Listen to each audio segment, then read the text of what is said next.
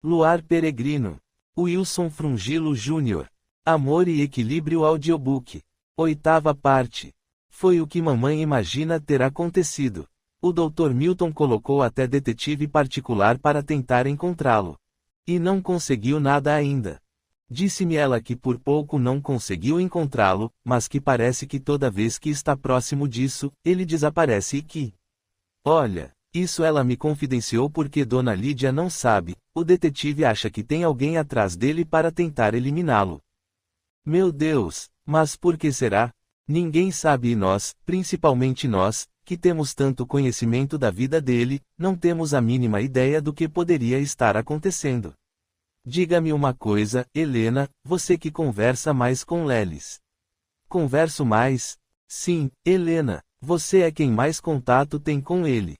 Você tem o mesmo contato que eu, Marta.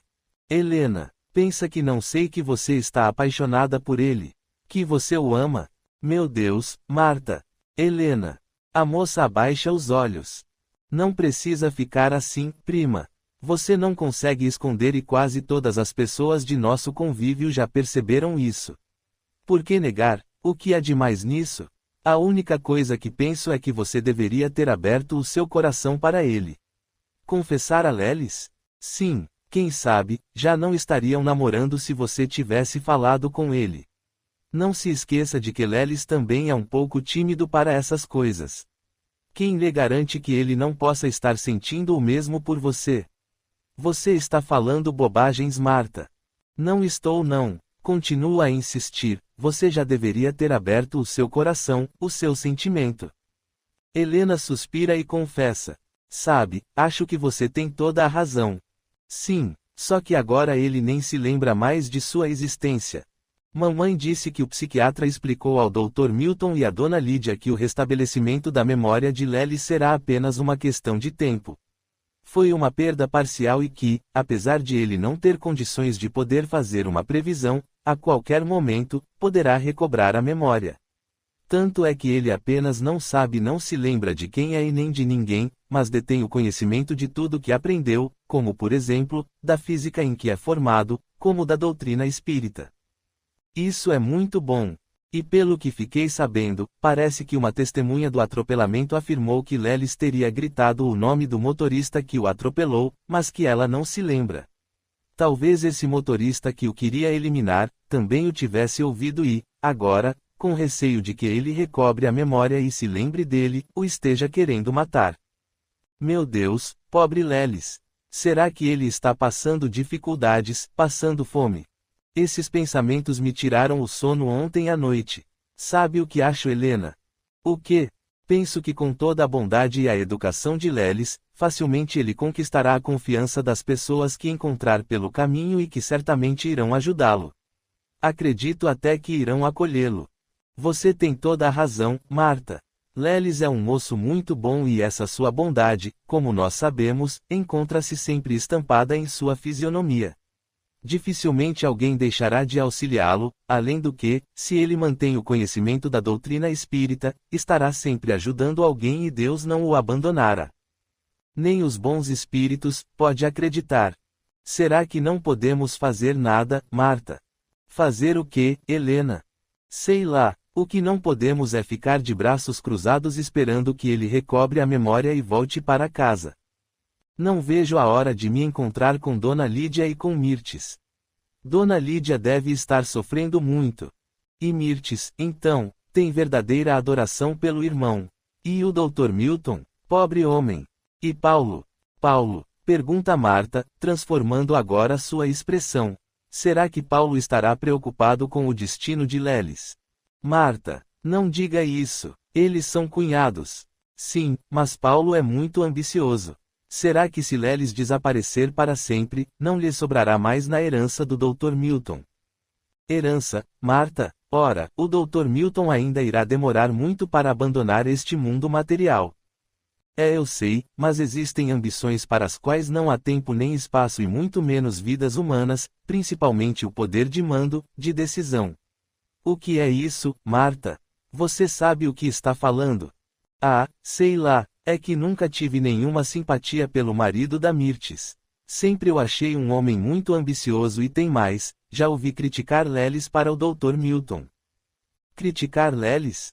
Sim, um dia, eu estava lá na casa do Dr. Milton e ouvi quando Paulo dizia que Lelis não deveria ocupar um cargo na empresa porque não sabia lidar com os negócios. E o Dr. Milton?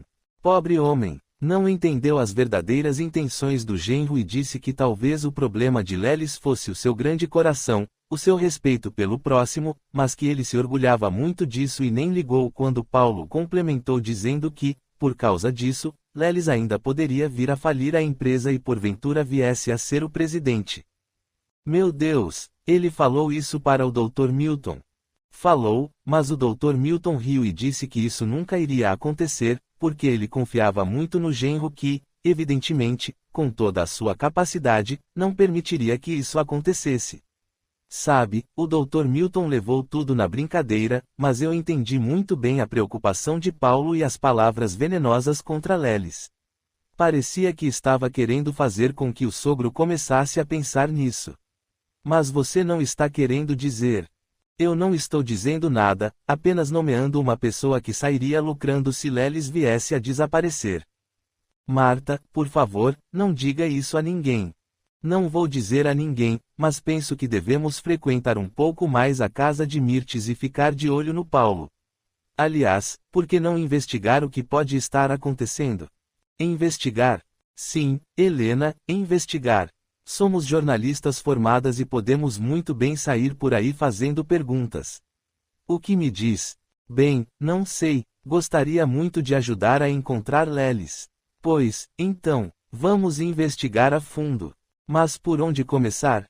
Talvez pelo hospital ou pelo detetive que o Dr. Milton contratou. O que acha? Você tem razão. Temos dinheiro suficiente para sairmos à procura de Lelis e, na verdade, eu nem conseguiria ficar passiva, aguardando as coisas acontecerem. Quem sabe não poderemos dar um furo de reportagem, hein? Faríamos enorme sucesso, se descobríssemos toda a verdade. Marta, como pode estar pensando numa coisa dessas? A única coisa que penso neste momento é encontrar Lelis e ajudá-lo. Desculpe-me, Helena, você tem razão, acho que devaneei demais. Combinado, então, diz Helena, gravemente. Vamos procurar Lelis. Vamos mover céus e infernos até encontrá-lo e, se for verdade que alguém esteja planejando eliminá-lo, que Deus nos ajude a descobrir quem é. Assim é que se fala Helena. Capítulo 53. Após mais de 2 semanas de busca em pequenas cidades e vilas da região, Romildo e seus homens, já um tanto desanimados e debaixo de intensa pressão por parte de Paulo, que pretende, a todo custo, eliminá-lo, encontram-se agora defronte de um pequeno armazém de secos e molhados, na localidade onde Luar se encontra. Armazém do Figueiredo, lê Romildo e ordena a Aldo e Rubens, vamos entrar e pedir informações. Dirigem-se então para o armazém, enquanto Soares, com o pé engessado, aguarda no automóvel. Sente-se muito cansado, pois somente consegue andar, apoiando-se num par de muletas, além de estar com a mente um tanto confusa após o episódio em que Luar o salvara de dentro do buraco onde caíra empurrado que fora pelo menino Aguinaldo. Ficara muito impressionado com a bondade e o desprendimento do rapaz, principalmente quando ele lhe lera o capítulo de um evangelho onde Jesus concitava os homens a salvarem seus inimigos. Depois disso, não mais conseguira esforçar-se para encontrar Luar e, muito pelo contrário, vinha procurando, disfarçadamente, dificultar o trabalho dos companheiros. Estranhamente para ele, não gostaria que algo de mal acontecesse ao rapaz. Seu Figueiredo, por favor, pede Romildo, polidamente, mostrando uma foto de Luar ao homem, o senhor por acaso não viu passar por aqui o rapaz desta fotografia? O homem olha atentamente para o papel, reconhece Luar, mas não tem plena certeza se deve dizer àqueles homens o que sabe a respeito. Romildo, Aldo e Rubens não lhe inspiram confiança. Procura, então, ganhar tempo a fim de conseguir maiores informações sobre o que pretendem com ele. Não me lembro muito bem, responde. Passa muita gente por aqui, sabe? Este moço é parente de vocês. É meu primo e ele me disse que talvez viesse para cá. Gostaria muito de encontrá-lo, pois preciso lhe entregar uma quantia em dinheiro. A mãe dele faleceu e deixou-lhe uma pequena herança. Uma pequena herança? Sim, e ele está muito necessitado, sabe? Entendo, diz Figueiredo, mas ainda desconfiado daqueles homens, faz uma tentativa de verificar a sinceridade de Romildo. Como é o nome dele? Romildo fica em dúvida agora, quanto ao que dizer, pois não sabe se Luar já recobrou a memória e esteja usando o nome correto. Mesmo assim, arrisca, ele se chama Luar. Luar Peregrino. Luar Peregrino? Sim, é um nome meio estranho, não? Estou estranhando o sobrenome Peregrino. O nome o senhor já tinha ouvido falar. Sim, concorda finalmente, pois não vê motivos para não dar a informação a Romildo. Ele passou por aqui há cerca de uns 15 dias ou mais. A foto é dele. Estava achando, mesmo, que estava reconhecendo a pessoa desta fotografia. O senhor saberia nos dizer para onde foi ou onde se encontra neste momento? Ele estava procurando por seu Brandão. Brandão? Isso mesmo, o dono da fazenda Santa Luzia. Ele foi para lá? Está morando e trabalhando lá. Na verdade, atualmente, ele fica mais aqui na cidade do que na fazenda. Aqui na cidade?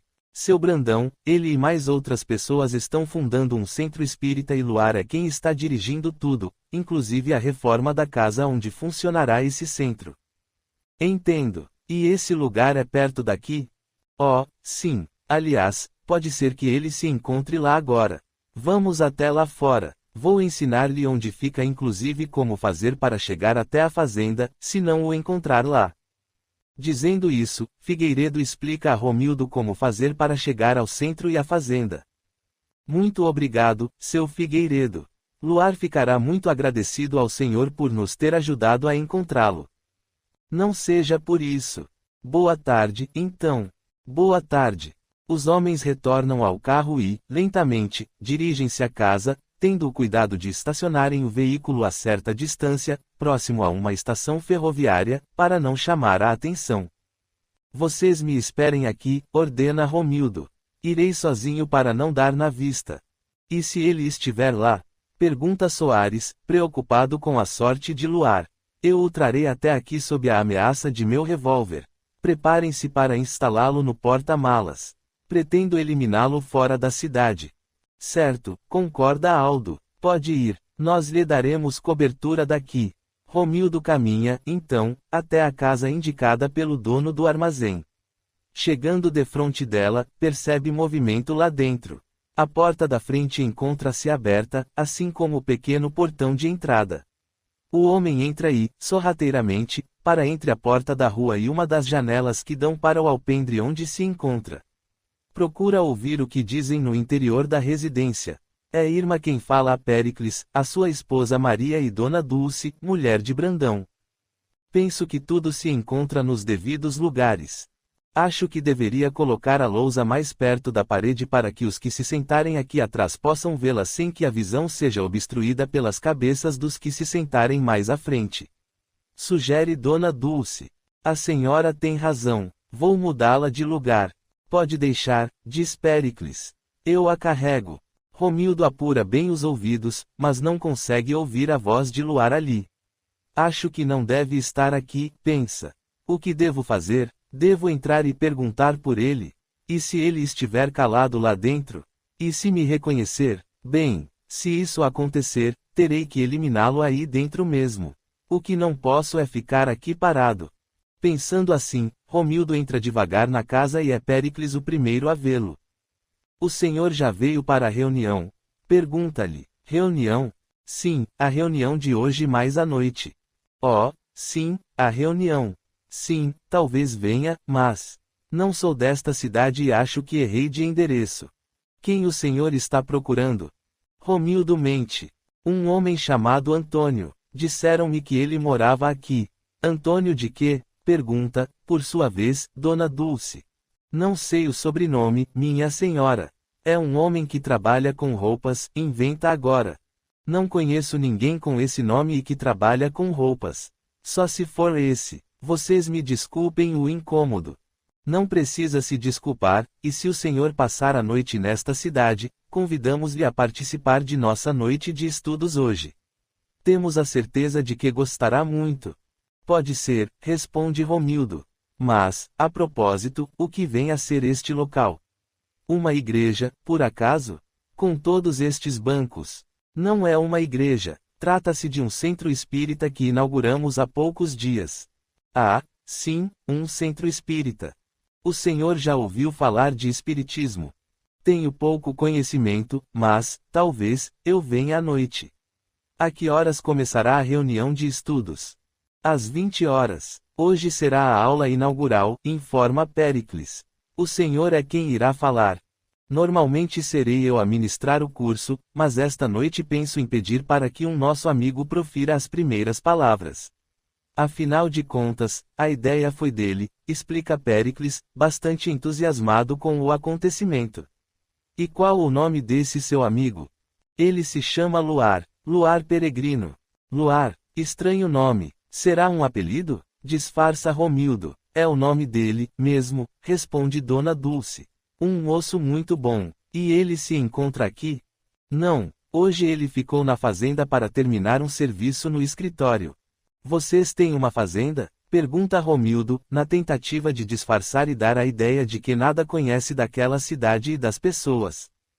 A fazenda é do marido de Dona Dulce. Entendo. Bem, muito obrigado pela informação. Já vou indo, e pretendo vir para a reunião. Pois será muito bem-vindo. Até a noite, então. Até mais. Romildo abandona o centro e volta até o carro, revelando aos outros a conversa que tivera na casa. Desta vez ele não nos escapa, diz Rubens. Mas não escapa, mesmo. E você, Soares, já consegue andar novamente? Ainda me dói muito, Romildo. Penso que esforcei-me demais naquela cidade. Não virá conosco? Pergunta Aldo. Não sei, apesar de que não gostaria de perder essa festa. Então, você ficará vigiando o carro e, a qualquer movimento suspeito, tocará a buzina por 2 vezes. Certo, mas daqui a pouco irei procurar um bar. Preciso ir a um banheiro. Retorno logo, ainda é cedo para entrarmos em ação. E quanto a nós? Pergunta Rubens. Eu entrarei na reunião sozinho, responde Romildo, você e Aldo ficarão do lado de fora a alguns metros para me ajudarem a levá-lo até o carro. Mas você não pode participar da reunião, Romildo. Ele poderá reconhecê-lo, se lhe voltou a memória. Eu não vou entrar na casa. Assim que a reunião começar, ficarei do lado de fora, naquele alpendre, e quando ela terminar, o apanharemos. E o que faremos agora? Pergunta Rubens. Poderíamos ir até a fazenda, sugere Aldo. Quem sabe e com um pouco de sorte, não liquidaríamos o assunto agora à tarde mesmo. Penso que não devemos nos arriscar, diz Romildo. Deve haver muita gente lá e, por certo, será difícil passarmos despercebidos. O ideal será cumprir a nossa missão aqui na cidade. Você tem razão, concorda Aldo. Não poderemos mais falhar. Não falharemos desta vez. Se quiserem, podem ir comer alguma coisa, mas procurem não andar juntos para não chamarem a atenção, diz Romildo. Capítulo 54. Muitas pessoas se encontram reunidas no Centro Espírita Allan Kardec. Será a primeira aula sobre a doutrina espírita onde iniciarão um estudo, começando pela leitura de uma lição do Evangelho segundo o Espiritismo e a seguir, do Livro dos Espíritos. Gostaríamos que inaugurasse este nosso trabalho de estudo, Luar, falando-nos algo que sinta ser de muita importância a respeito, pede seu Péricles. Isso mesmo, entusiasma-se Nando. Fale-nos, por exemplo, de como a doutrina espírita tem respostas para todas as nossas dúvidas. Uma ótima ideia, concorda Dona Dulce, esposa de Brandão. Tudo bem, aceita Luar. Vou falar sobre um assunto que acho muito importante que seja abordado neste primeiro dia de aula. Dizendo isso, Luar dirige-se até a frente do pequeno auditório e inicia, após uma prece. Realmente, a doutrina espírita, como bem o disse Nando, possui explicações para todas as nossas dúvidas. Todos já têm uma noção dos principais pontos do Espiritismo, tais como a necessidade da reencarnação, não somente para que possamos nos reencontrar com aqueles com os quais contraímos grandes débitos, a fim de resgatarmos esses nossos deslizes do passado, assim como vem nos explicar o porquê das diferenças sociais e físicas entre os espíritos que reencarnam neste planeta.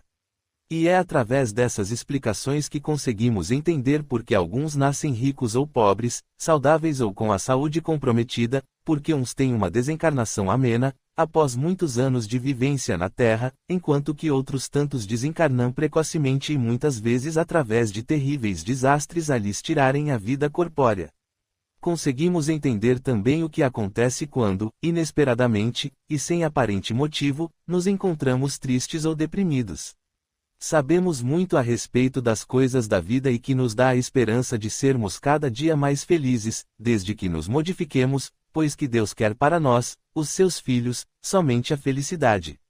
A doutrina espírita, certamente, nos dá o real entendimento das coisas, para tudo tem uma explicação e, o que é o mais importante, nos dá o consolo e nos ensina a viver e sermos felizes dentro dos ensinamentos de nosso Mestre Jesus, através de seu Evangelho. Isso é verdade, disse seu Péricles, não conseguindo conter essa frase, interrompendo momentaneamente a fala de Luar que, após alguns segundos de reflexão, retoma a palavra. Mas há uma coisa muito importante que gostaria de abordar neste momento. Reflete mais um pouco e lança uma pergunta aos presentes. Alguém de vocês sabe o que é uma seringo-bola? Os presentes entreolham-se como que para confirmar se alguém saberia responder aquela pergunta. Ninguém sabe. Todos fazem um ligeiro sinal negativo com a cabeça. Pois bem, vou lhes explicar o que significa. Seringo-bola, como o próprio nome diz, é uma bola, uma esfera de aproximadamente uns 20 centímetros de diâmetro, feita de vidro transparente e que possui, em sua própria estrutura, uma seringa, também de vidro. Alguém tem alguma dúvida do que estou explicando? A senhora, aí da primeira fila, diz Luar, referindo-se a uma mulher sentada logo à sua frente, a senhora conseguiu entender ou, melhor, imaginar essa seringo-bola. A mulher limita-se a fazer um sinal positivo com a cabeça. Por favor, minha senhora, levante-se e diga para os presentes o que imagina ser uma seringo-bola. A mulher se levanta e, virando-se para a plateia, explica. Bem, pelo que pude entender, seringo-bola é uma bola de vidro transparente mais ou menos deste tamanho. Diz, mostrando com as mãos como se estivesse segurando a bola. E que num ponto qualquer possui uma seringa também de vidro transparente. Seria uma peça só, Luar.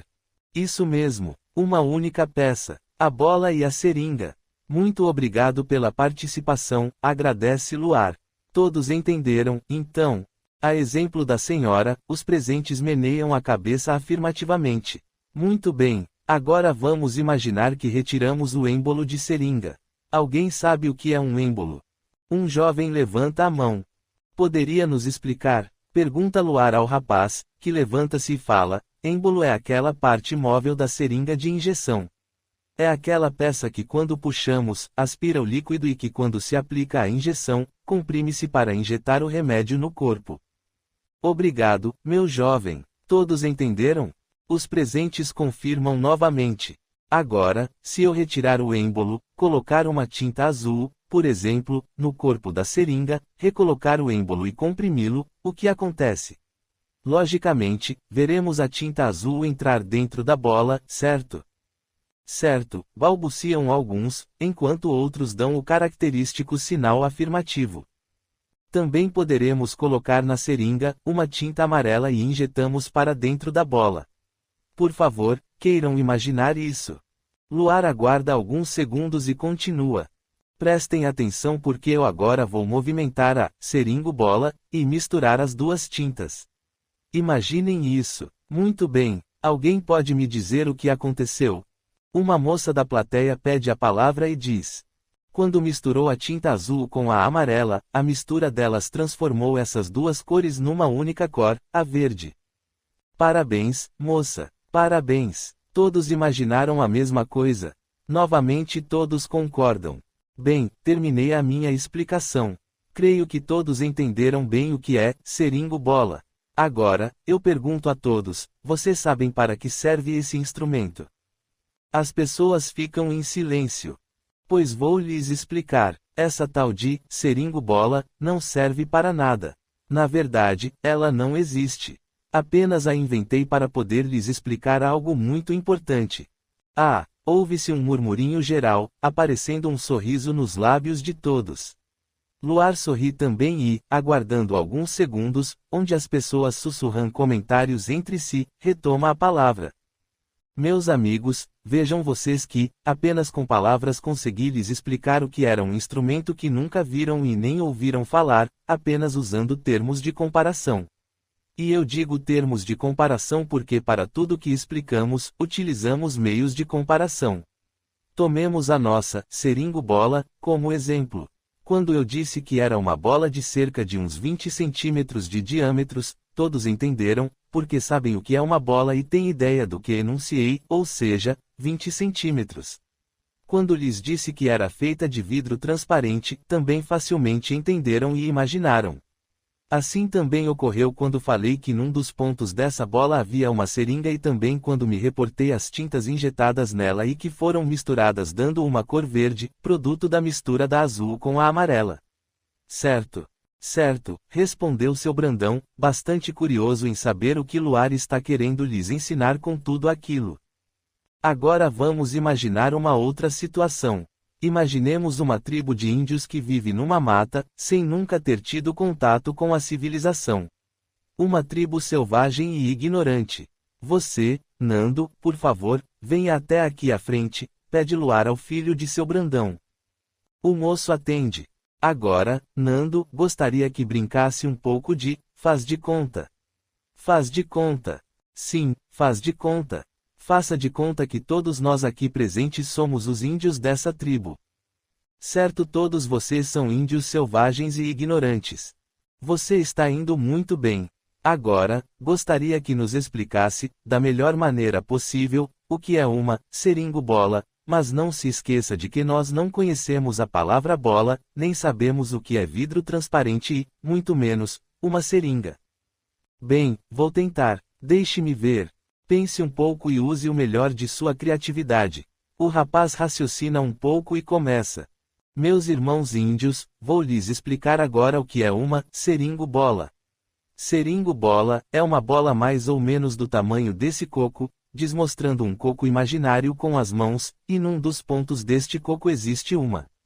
Deixe-me ver, um pedaço de bambu oco, talvez. Sim. Um bambu oco e que por dentro desse bambu existe um pedaço de pau. Que cabe dentro dele e que se pusermos um líquido azul poderemos injetá-lo através desse bambu. Apertando o pequeno pedaço de pau e, como posso dizer, se colocarmos um outro líquido, agora amarelo, veremos tudo se misturar lá dentro e... Você consegue ver através de um coco, Nando? Oh, não. Bem... Esse coco é transparente, ou seja, pelo lado de fora, vemos tudo o que acontece do lado de dentro e... Nando, não se esqueça que somos índios selvagens e ignorantes e não conseguimos entender como podemos ver através de um objeto. Não sabemos o que é transparente. Na nossa pouca inteligência, a conclusão máxima que poderemos ter é que você deve ser um louco que não sabe o que fala. Repito, como ver o que acontece dentro de um objeto? Nunca vimos um vidro. Você tem razão. Percebo que é muito difícil, ou quase mesmo impossível, explicar a um índio selvagem e ignorante o que é uma seringo-bola. Você pode se sentar, Nando, e obrigado. O moço volta ao seu lugar e Luar continua.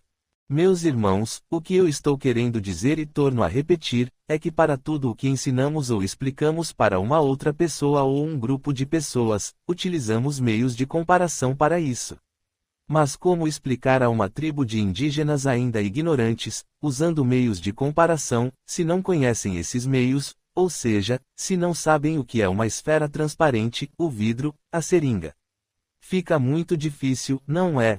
Capítulo 55. Enquanto Luar profere a pequena palestra de abertura das aulas no Centro Espírita Allan Kardec, é grande a movimentação do lado de fora do recinto. Você, Aldo, posicione-se naquela esquina, ordena Romildo. Quanto a você, Rubens, fique naquela outra. Soares permaneça no banco traseiro do carro, mas olhando pela retaguarda. A qualquer movimento estranho, buzine 2 vezes para que possamos perceber o que está acontecendo. Certo, Romildo. Vamos, então. Vou me colocar no alpendre da casa.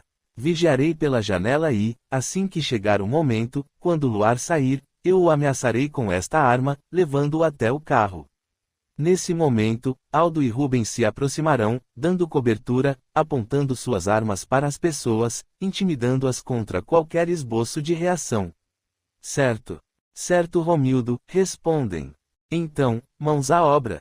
Dizendo isso, Romildo aproxima-se da casa e, posicionando-se no alpendre, fica a ouvir as palavras de Luar pela janela, numa posição em que não se deixe ver. Luar continua a palestra. Agora, eu gostaria de dar um outro exemplo, utilizando essa mesma tribo. Imaginem se colocássemos no meio de uma reunião desse grupo de índios, um aparelho receptor a pilha e alguém falasse através de um microfone sem fio, escondido dentro da mata. O que acham que aconteceria? Penso que os índios iriam quebrar o aparelho receptor a pauladas, brinca um senhor, sentado na segunda fileira. Todos riem, inclusive Luar. Pode ser mesmo, concorda. Pode ser porque os ignorantes têm o costume de tentar destruir o que não conseguem entender.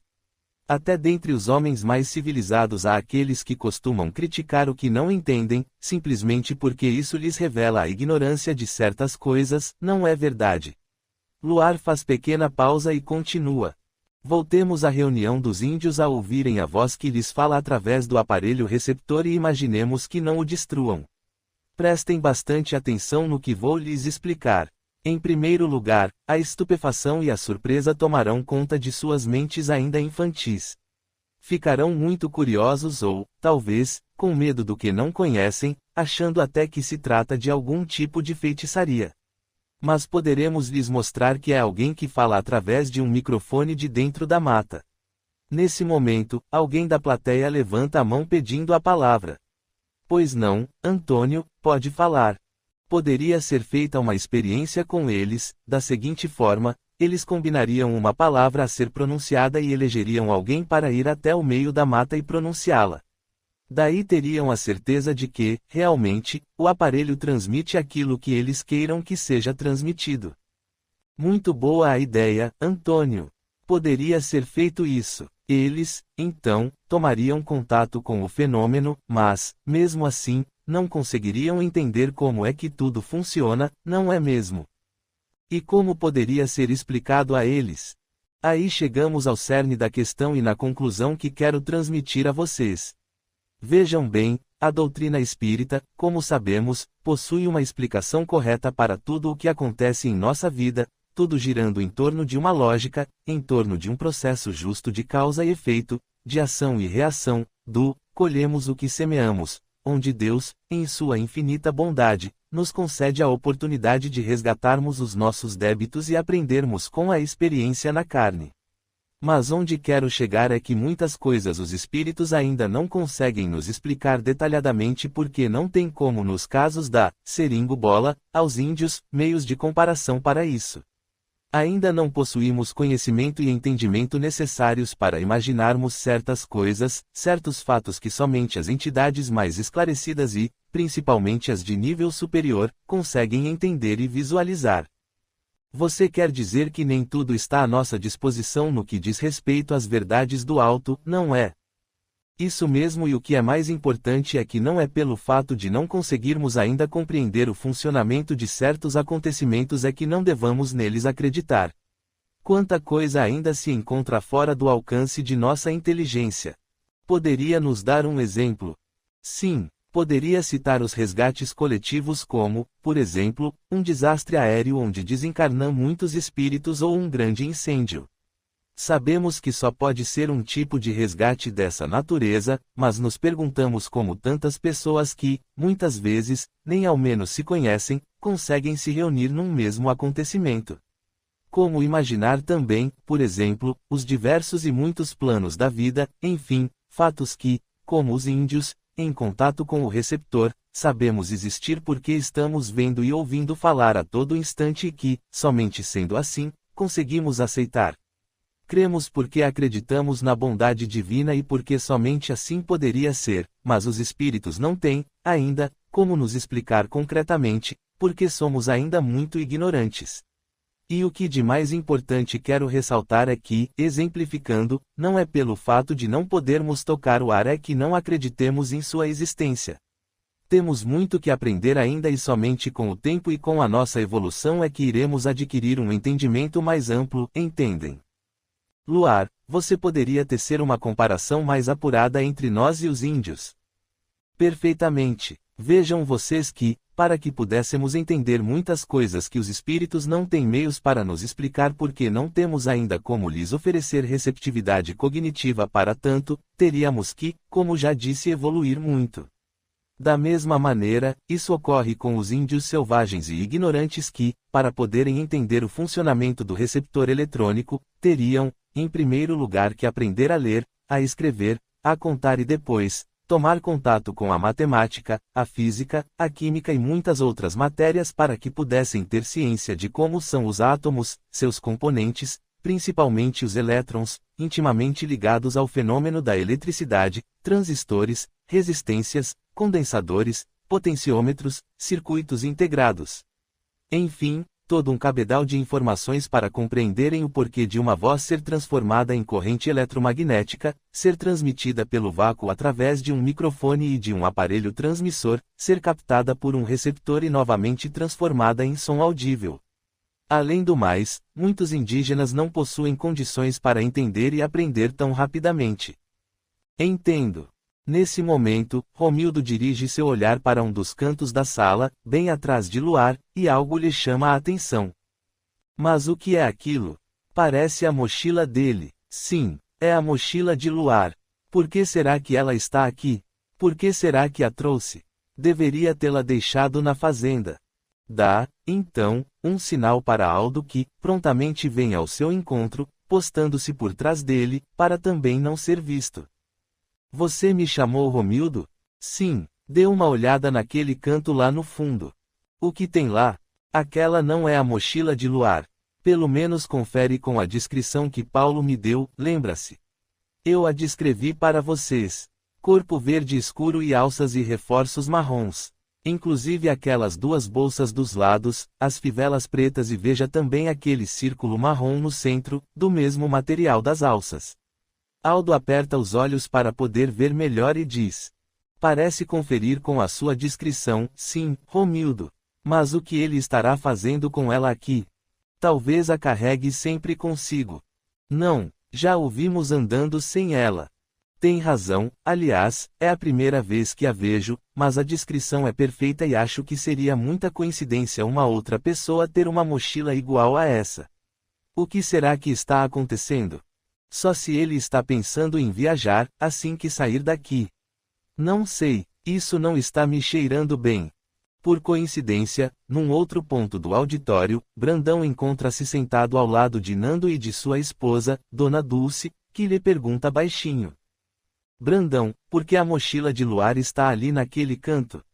Ele pretende ir para algum lugar? Não sei bem, Dulce, cochicha o homem. Já lhe perguntei e ele me disse que talvez algo aconteça esta noite. E o que poderia acontecer? Pergunta a mulher, agora preocupada. Luar achou melhor não me dizer. Falou em querer evitar confusão. Confusão? Parece que ele está sabendo de alguma coisa. Recebeu um telefonema há cerca de umas 2 horas. Lá na fazenda, antes de virmos para cá. Um telefonema? Sim, fui eu mesmo que atendi. Um homem que não quis se identificar pediu para falar com ele e chamou-o de Luar. Estranho Brandão.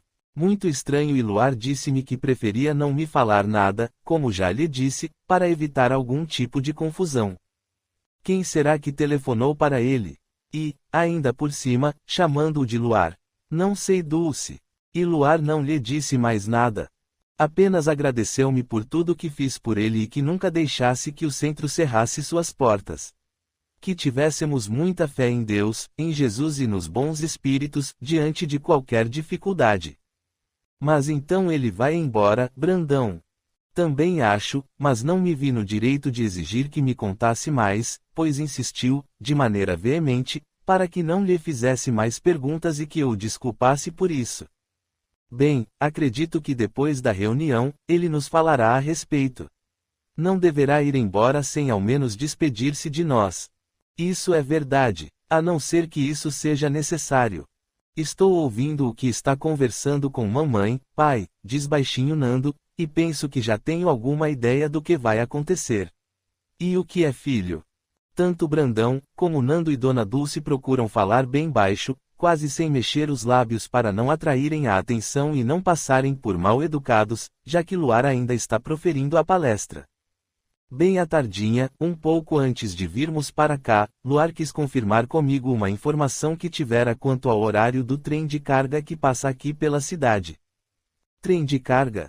Isso mesmo, perguntou-me, inclusive, se o trem chega a parar na estação. E você sabia desse detalhe? Sim, eu o informei que o trem faz momentânea parada apenas para confirmar o horário com o encarregado da estação. E queria também saber se esse trem levava passageiros. E eu lhe disse que não. Você não lhe perguntou o porquê dessas perguntas? Perguntei, mas ele me disse que era apenas curiosidade. Tenho a impressão de que algo vai fazer Luar fugir desta cidade. O que será, meu Deus? Será que ele está correndo perigo de vida? Pergunta Dona Dulce. Vocês viram algum estranho pela cidade? Eu não, pai. E você, Dulce? Não. Quer dizer, um homem esteve aqui hoje à tarde pedindo informações sobre tal de Antônio que era proprietário de uma loja de roupas e nós lhe respondemos que não conhecíamos nenhum Antônio que trabalhava com roupas. Dissemos que somente conhecíamos seu João da loja da esquina. Inclusive, chegamos a convidá-lo para vir aqui esta noite para assistir à palestra. E ele disse que talvez viesse, mas não o vi aqui, não. Quem será esse homem? Será que está atrás de Luar, pai? Como saber? Talvez Luar já esteja sabendo de sua presença e pretenda fugir. Mas ele deveria falar comigo. Nós o afofaríamos. Pode ser que ele tenha receio de que haja violência. Violência! Exclama Dona Dulce, agora em tom um pouco mais alto, fazendo com que os olhares das pessoas ali presentes se voltem para ela. Luar percebe, inclusive quando Dona Dulce põe a mão em concha sobre os lábios e abaixa a cabeça. Luar, que havia dado uma pausa em sua fala, bem no momento da palavra de espanto de Dona Dulce, continua. E para finalizar, resumo tudo no seguinte: a doutrina espírita tem explicações para todas as nossas dúvidas, apenas não temos ainda condições de entender como se processam alguns fatos. Posso dar um exemplo? Pede Péricles, bastante entusiasmado com a explanação de Luar. Pois é claro, meu amigo. Trata-se de um exemplo muito simples. Todos sabemos que, se batermos com um martelo no dedo, este doerá e que se a batida for muito forte, grande estrago poderá ocorrer, ou seja, temos a consciência de que se executarmos essa ação de golpearmos, ela gerará uma consequência, porém, não necessitamos ter conhecimento do que ocorre com as fibras musculares, com as fibras nervosas e com o tecido epitelial, para sentirmos a dor ou termos o nosso dedo destruído, pois, saibamos ou não, esses danos fatalmente ocorrerão. O que nos interessa é o conhecimento dos efeitos gerados por causas que podemos e devemos evitar. Correto? Correto, Péricles. E estou falando sobre tudo isso porque muitas pessoas incautas poderão argumentar fatos que não temos condições ainda de conhecer, apesar de termos conhecimento da essência e de como devemos agir de acordo com os preceitos de nosso Mestre Jesus. Simplificando mais, o que estou querendo dizer é que quando vemos uma mesa bater o pé respondendo a perguntas, quando temos notícias de entes queridos através da mediunidade, nos relatando ou recordando de fatos que somente nós e eles sabíamos, não temos como negar a comunicabilidade e o intercâmbio entre os espíritos desencarnados e nós, espíritos encarnados, certo? E para isso já temos profundas, corretas e lógicas explicações. Agora, é evidente que, sendo inúmeros os planos espirituais, não tenhamos ainda condições, como já disse, de entender, em toda a sua plenitude, as leis que regem os diversos fenômenos e acontecimentos outros que sabemos existir. Luar faz pequena pausa como que anunciando que a palestra chegara ao fim e despede-se. Bem, meus irmãos, agradeço a atenção de todos e espero que minhas poucas palavras tenham sido de bom proveito. Que Deus nos abençoe. Os presentes aplaudem Luar, chegando a levantarem-se, numa demonstração de carinho e do muito que apreciam a sua palestra. Capítulo 56. Será que já está terminando, Aldo? Pergunta Romildo, agora com o semblante tenso. Creio que sim. Devo voltar ao meu lugar? Espere um pouco. O rapaz parece que vai tornar a falar. Luar aguarda um pouco para que as pessoas tornem a sentar-se e retoma a palavra. Meus irmãos, como todos sabem, este centro espírita está sob a direção de nosso irmão Péricles e será ele a dirigir os trabalhos. Será assessorado por sua esposa, grande conhecedora do assunto, e por Dona Irma, que tem uma extraordinária mediunidade. Na verdade, todos terão que estudar bastante a fim de poderem trabalhar pela causa espírita e pela sua divulgação. Portanto, quero pedir a todos um grande empenho. Agora, se me dão licença, necessito ir acertar alguns detalhes na sala de passes e já retorno. Enquanto isso, peço a seu Péricles que lhes fale a respeito do passe, uma prática que será constante nesta casa de orações e estudo. Por favor, seu Péricles. Dizendo isso, Luar sai do auditório por uma porta que dá para uma pequena sala aos fundos, que servirá para a aplicação de passes. Para onde ele estará indo? Pergunta Aldo. Apenas entrou naquela sala ali, mas vai ter que voltar, pois sua mochila ainda se encontra apoiada na parede daquele canto, responde Romildo. Vamos aguardar mais um pouco. A noite toda, se for preciso. Alguns minutos se passam até que ouvem o apito de um trem que chega na pequena estação da cidade, localizada a poucas quadras dali, bem próxima ao carro onde se encontra Soares. O que é isso? Pergunta Romildo. Um trem? Só pode ser. Mas que tipo de trem?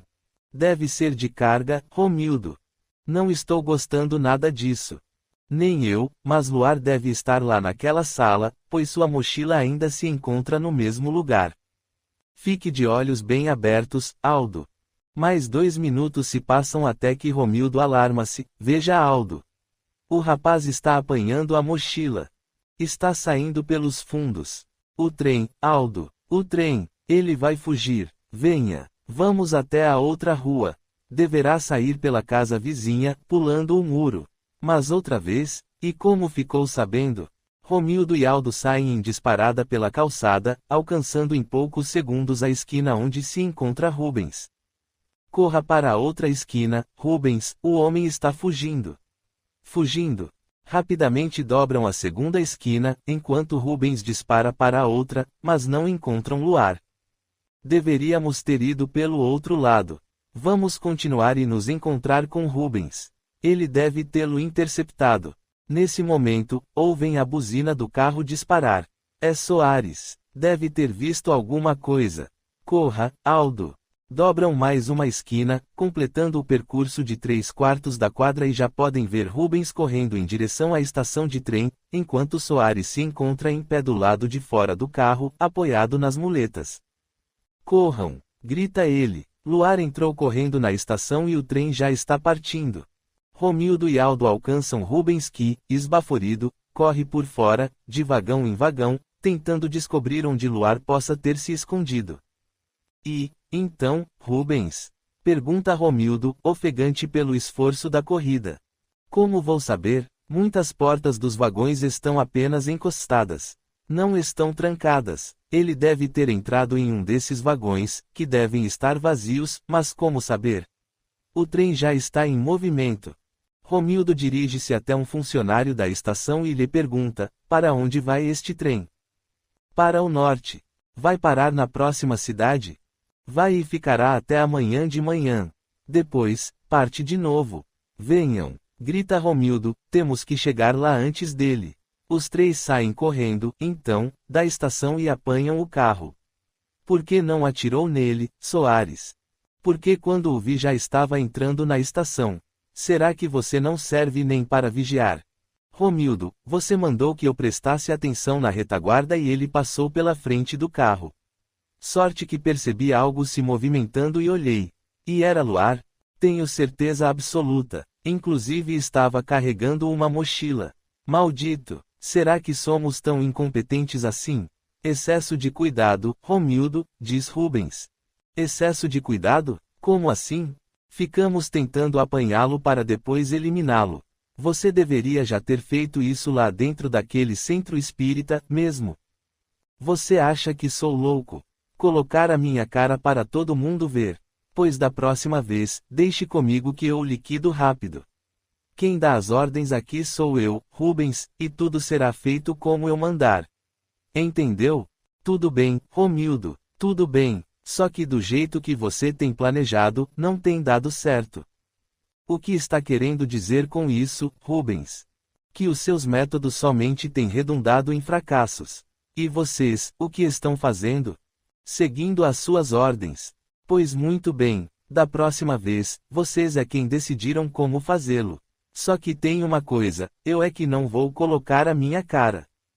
Poderemos usar máscaras, Romildo. Isso mesmo, concorda Rubens. Poderemos usar máscaras. Eu ainda estou no comando. Não desse jeito não vamos pegar toda aquela grana do cunhado dele. Não se preocupem, iremos pegá-lo hoje mesmo. Pois, então, pise no acelerador, Romildo, se quiser chegar à próxima estação antes do trem. O trem é lento? Deve ser, responde Rubens. É um trem de carga e, pelo que pudemos notar, anda lentamente. Então pise Romildo. Em menos de 1 hora, Romildo e seus homens chegam à estação da cidade mais próxima. O trem já chegou? Pergunta a um funcionário da estação. Ainda não, deve chegar daqui a pouco. Quantos trens devem chegar? Apenas um. Obrigado, vamos esperar. O tempo passa vagarosamente até que se ouve um apito ao longe, anunciando a chegada da composição. É ele, cochicha Romildo. Rubens, posicione-se no começo da plataforma. Aldo, você atravesse a linha e fique vigiando do outro lado. Soares permaneça aqui no centro, enquanto vigiarei o outro extremo. Quando o luar saltar, atirem para matar. Certo Romildo. Os homens, então, posicionam-se nos locais combinados e aguardam. O trem estaciona, mas alguns minutos se passam sem que ninguém salte. Com licença, diz o funcionário da estação para Romildo. O senhor e seus amigos necessitam de alguma coisa? Estou notando que estão há algum tempo parados aí. Sim, responde Romildo, estamos procurando uma pessoa e tudo nos leva a crer que ela viajou clandestinamente num desses vagões. Os senhores são da polícia? Somos, mente Romildo, mas não podemos nos identificar, somos agentes do governo. Entendo. O que posso fazer para colaborar? Talvez uma revista nos vagões de carga. Os que estão vazios e não estão trancados. Pois podem verificar. Muito obrigado. Podem olhar por este lado da estação. As portas do outro lado dos vagões estão trancadas. Romildo, então, chama Aldo e, com ele mais o funcionário, começam a dar uma busca. Entram em todos os vagões vazios, mas apenas encontram um andarilho, um velho maltrapilho que dorme num canto do último vagão. Acorde velho, chama Romildo pelo homem. O velho abre os olhos. Tem a fisionomia de quem bebera muito. Não me maltratem, grita o andarilho. Já vou sair. Você pode continuar a dormir aí, diz o funcionário, mas antes, terá que nos responder a uma pergunta. Que pergunta? Onde pegou este trem? Na outra cidade, responde sonolento. Por acaso viu mais alguém entrar num destes vagões? Uma outra pessoa? Sim, um outro carona. Bem, vi alguém que entrou neste vagão. E você viu quando ele desceu? Pergunta Romildo. Ele saltou naquela curva ali atrás, quando o trem diminuiu a velocidade. Maldito! Berra colérico, Romildo. Conseguiu escapar mais uma vez. O funcionário assusta-se com a expressão do homem e, sentindo medo, tenta acalmá-lo. Tenha calma, senhor. Se quem procura saltou naquela curva, sei onde interceptá-lo, porque naquele local encontram-se os muros de um clube e ele terá que pegar um único caminho se quiser chegar até a cidade. Mostre-nos, então, onde fica esse caminho. Temos que correr. Venham, eu lhes mostro, diz o funcionário da estação ferroviária que resolvera auxiliá-los, não somente porque disseram ser policiais, mas, principalmente, porque deles sentira medo. Dirigem-se, então, de automóvel até o caminho que margeia os muros de um clube o qual, fatalmente, conforme dissera o ferroviário, Luar teria que percorrer. Lá chegando, o homem desce do carro e retorna à estação, pois apenas se propusera a levá-los até o início da estrada. Na verdade, sente um grande alívio em abandoná-los. A Fortaleza de Rufus. Capítulo 57. Abaixe os faróis, Romildo, aconselha Rubens. Será melhor o rapaz não perceber que estamos chegando. Certo. Agora, pessoal, prestem atenção em qualquer movimento, em qualquer sombra que se movimentar. Não podemos perdê-lo de novo. Atiramos, Romildo? Atirem para acertar.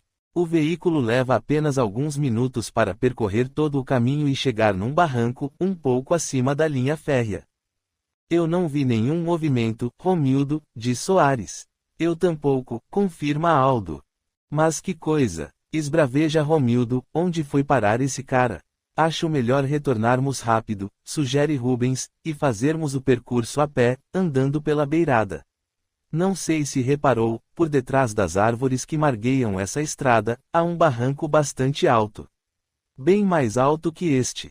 Ele só pode ter subido aqui neste local. Deve estar escondido no meio das árvores. Você tem razão. Vamos voltar. Incontinente, Romildo manobra o veículo e retorna rápido para o início da estrada. Venham, vamos caminhar pelo meio das árvores. Cada um apanhe uma lanterna aqui no porta-malas. Quanto a você, Soares, já que não conseguirá caminhar neste terreno, fique no carro e com os olhos bem abertos. Se o vir, atire para matar. Certo, Romildo, concorda o homem. Saem, então, Romildo, Aldo e Rubens à procura de Luar. Fale, velho, você viu mesmo alguém saltando do trem? Não minta para mim, ordena o funcionário da estação para o velho andarilho, ainda no vagão de carga. O homem coça a cabeça, sonolento, e responde: Eu não vi ninguém. E por que mentiu para aqueles policiais? O senhor acha, mesmo, que eram policiais? Ora, foi o que me disseram. Pois eu acho que mentiram para o senhor. Por que diz isso? Olhe, meu amigo, sou um velho que muito andou por este mundo de Deus, sabe? Aprendi a conhecer as pessoas, pois pouco tenho a fazer a não ser observá-las. O que quer dizer com isso? Quero dizer que tenho a certeza de que não eram policiais e nem mesmo bem-intencionados. Será? Como já lhe disse, aprendi a conhecer as pessoas. E por que mentiu? Eu apenas lhes disse o que estavam querendo ouvir. Mas por quê? Estavam muito nervosos. Achei melhor atender ao que desejavam para que fossem logo embora. Entendo. Concorda o funcionário da estação. Confesso que cheguei a sentir medo deles. Eu os levei até a estrada que margeia a linha férrea e o clube. Você conhece o lugar? Conheço. E não vão encontrar ninguém, não é? Não. Será que voltarão aqui? Penso que sim. Quando perceberem que não há ninguém por lá, retornarão para saber de nós se vimos alguém chegar aqui na estação. Isso é ruim, muito ruim. Penso que o senhor deverá mentir, diz o velho. Mentir? Sim, minta que viu alguém subindo na plataforma e que quando o senhor dirigiu-se a ele, fugiu da estação em direção ao centro da cidade. E por que deveria mentir? Para poder ver-se livre deles. Assim como fiz há pouco. Acho que tem razão. Realmente, o velho andarilho tem razão no que diz. Romildo, Aldo e Rubens, não satisfeitos por não encontrarem Luar, descem pelo barranco até a via férrea e vasculham por um bom trecho. Nada encontrando, resolvem retornar à estação. Aldo dirige o carro de volta, enquanto Romildo e Rubens percorrem o caminho pelos trilhos. Em pouco tempo alcançam a estação. Quando lá chegam, Aldo já está ao lado do ferroviário. E, então, Aldo? Pergunta Romildo, visivelmente contrariado. O homem aqui diz ter visto alguém que subiu pela plataforma e que, quando tentou aproximar-se dele, saiu correndo em direção ao centro da cidade. Diabos! Ele veio pela linha. Por que não pensamos nisso? Seria mais lógico que subisse pelo barranco, senhor policial, arrisca o homem, muito amedrontado. Esse Luar é muito inteligente, diz Rubens. Ele pensou que faríamos o mais lógico e fez o percurso mais perigoso. Não percamos tempo, então. Vamos vasculhar essa cidade, ordena Romildo. E, quanto a você, diz para o funcionário da estação, fique de olhos bem abertos. Se vir algo, vá até a saída ali e sopre esse apito, aí, com força.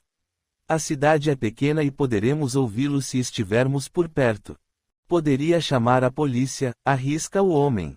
Não, diz Romildo. Como já lhe disse, somos policiais do governo e não queremos a polícia comum envolvida nisso. Está bem. Vamos, pessoal. Romildo e os outros, então, percorrem lentamente com o carro as ruas da pequena cidade. Vamos perguntar ali naquele bar se há algum albergue por aqui, sugere Aldo. Penso que será uma perda de tempo, diz Rubens. Você acha que Luar iria para um albergue? Seria o primeiro lugar onde iríamos procurar. Pode ser, concorda Romildo, mas assim como ele percorreu o caminho de maior perigo que era a linha férrea até a estação, pode ser que pense que não iremos procurar num lugar tão óbvio como um albergue. Então, devemos tentar, diz Rubens. Vamos até o bar, resolve Romildo, estacionando o veículo, entrando no estabelecimento e voltando em poucos minutos. Não há albergues nesta cidade, informa. Onde será que ele pode estar? Pergunta Aldo. Vamos pensar um pouco. Soares, você que está tão calado, diga-me uma coisa, onde você procuraria refúgio para passar a noite, sabendo que estariam atrás de você? Não saberia dizer, responde. E você, Aldo, o que acha? Aldo pensa um pouco, olha em torno, até que arrisca um palpite, por que não o procuramos na estação? Na estação? Sim, o rapaz é muito inteligente e penso que não deve ter se afastado muito de lá, no intuito de vigiar os nossos passos. Tem lógica, diz Romildo. Quando viu que saímos, deve ter retornado e se escondido lá mesmo. Afinal de contas, a estação seria o último lugar onde o procuraríamos. Você tem razão. Pois eu acho que já o perdemos, comenta Rubens. Estamos procurando uma agulha num palheiro. Na minha maneira de ver, nesta altura, ele já deve estar percorrendo uma estrada de rodagem. Deve estar tentando pegar uma carona, se já não o conseguiu. Pode ser e se tomou esse rumo, penso que o perdemos, sim, mas não penso em desistir. Vamos verificar novamente a estação. Se não o encontrarmos, seguiremos pela estrada. Mas em que direção? Pergunta Aldo. Penso que na direção norte, comenta Rubens. Afinal de contas, é isso o que tem feito até agora. Também penso assim, além do que, só nos resta arriscar todas as hipóteses. Voltemos à estação. Vamos estacionar num local onde ele não perceba a nossa presença.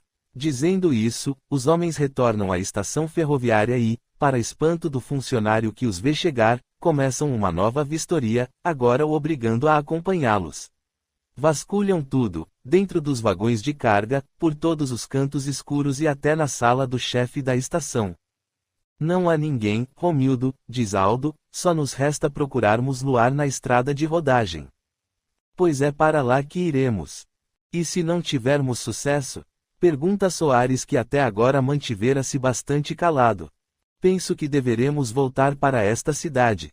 Pode ser que ainda estejam por aqui e amanhã será mais procurá-lo. Também penso assim, diz Aldo. Capítulo 58. Retornando algumas horas no tempo, voltemos aos acontecimentos no Centro Espírita Allan Kardec onde Péricles, a pedido de Luar, fizera uma explanação a respeito do passe e convida agora a todos os presentes para que se posicionem numa pequena fila a fim de receberem o passe magnético na sala ao fundo do auditório. Onde estará Luar? Pergunta Brandão à esposa, pois o vira apanhar a mochila e sair do centro. Não sei Brandão, também o vi sair com a mochila e parecia apressado. Pensei que fosse apenas fazer alguma coisa lá fora, saindo pelos fundos, mas já deve fazer mais de meia hora que saiu e ainda não voltou. Vá até lá, Brandão, pede a esposa. Eu vou com o senhor, pai, diz Nando. Vamos, filho. Brandão e Nando levantam-se e se encaminham para os fundos da sala onde um pequeno corredor dá entrada para uma sala onde serão ministrados os passes e, do outro lado, uma porta que dá acesso a um terreno baldio que atravessa o quarteirão, ligando a rua frontal da casa a uma rua paralela. Mas ao fundo desse corredor, há uma cozinha e 2 banheiros. Ele saiu por essa porta, diz Brandão ao filho. Os dois saem então da casa, mas não encontram Luar. Será que ele foi embora de vez, pai? Não sei, Nando. Como disse há pouco, estou estranhando o telefonema que recebeu, hoje à tarde, de um homem que queria falar com ele e que o chamou pelo nome. Bem estranho, mesmo. Será que ele fugiu novamente? Mas por que não falou comigo? Nós poderíamos ajudá-lo. Mesmo que houvesse risco de violência, nós o protegeríamos. Ele deve ter seus motivos, pai. Venha, Nando. Vamos atravessar esse terreno até a outra rua. Os dois caminham por entre um mato já bastante crescido, chegando à rua paralela. Nem sinal dele. Deve ter partido mesmo, filho. Vamos voltar para o centro. De volta, Dona Dulce, esposa de Brandão, lhe pergunta: não o encontrou? Penso que ele partiu, Dulce. Partiu sem falar nada? Sem se despedir? Pergunta com os olhos marejados de lágrimas, pois apesar do pequeno tempo de convívio, já aprendera a gostar daquele moço tão gentil e cheio de vida e de conhecimentos. Nando sente a mesma tristeza. Será que ele está correndo algum risco, pai? Não sei, Nando. Só peço a Deus que o proteja. Vamos, Brandão. Vamos entrar na fila para o passe.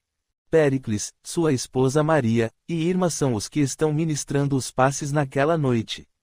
Brandão, Dulce e Nando são os últimos a tomá-lo, e assim que terminam, Péricles faz uma prece de encerramento da reunião e todos partem, permanecendo apenas os 6 no centro. Onde estará Luar? Pergunta Péricles.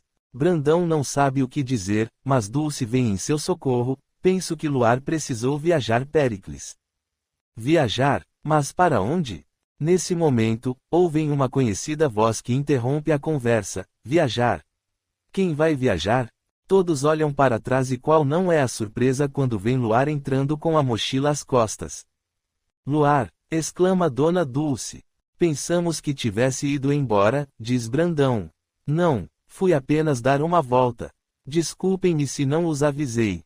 Tudo bem, concorda Brandão, não querendo conversar a respeito do assunto naquele momento, preferindo deixar para quando chegassem à fazenda. Foi tudo bem, seu Péricles?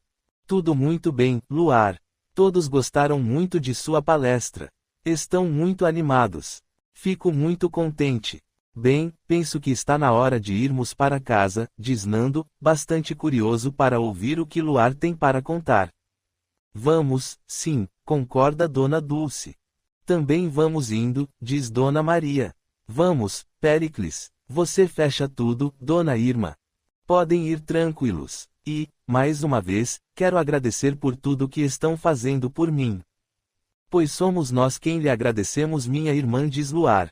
Necessitamos muito da senhora e da sua mediunidade. A propósito, a senhora viu alguma coisa esta noite? Foi uma noite maravilhosa. Todo o ambiente estava resplandecente de luz e muitos espíritos elevados estiveram presentes na reunião. Agora já posso vê-los. Cláudia está do seu lado, Luar, bem como seus companheiros de trabalho. Pois agradeço muito a eles por tudo que me fizeram em meu benefício esta noite. Vamos, então, convida Brandão. A viagem para a fazenda transcorre calmamente. Todos não se cansam de falar sobre a reunião, revestida de muito sucesso. Quando chegam, Luar faz menção de ir para o seu quarto, mas Brandão pede que os acompanhe até a casa onde moram. Luar concorda e sentam-se todos na sala de estar. Luar, não tenho a pretensão de forçá-lo a falar nada além do que você queira, aliás, se nada quiser nos contar, basta que nos fale e não tocaremos mais no assunto, mas gostaria que nos permitisse ajudá-lo, mesmo que isso venha a envolver algum risco.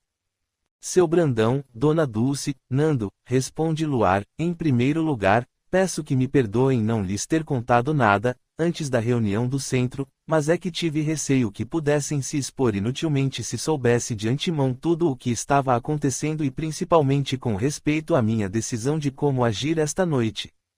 Nós entendemos, Luar, diz Nando. Agora já posso lhes narrar tudo. Com referência ao telefonema que recebi esta tarde, devo dizer-lhes que, em primeiro lugar, não tenho certeza nenhuma sobre quem me telefonou, pois falou anonimamente, apesar de eu ter uma suspeita. Uma suspeita? Pergunta Brandão. Sim, pareceu-me reconhecer a voz e também o porquê do aviso que a pessoa me deu. Aviso. O homem que me telefonou preveniu-me de um atentado que eu sofreria à saída do centro espírita. Meu Deus! Exclama Dona Dulce. Um atentado? Disse-me também que tinha um plano engendrado para que eu escapasse e, ao mesmo tempo, os despistasse. E que plano seria esse, Luar? O que eu coloquei em prática esta noite. Mas como você pôde confiar nele? E se ele estivesse mentindo apenas para jogar você numa armadilha?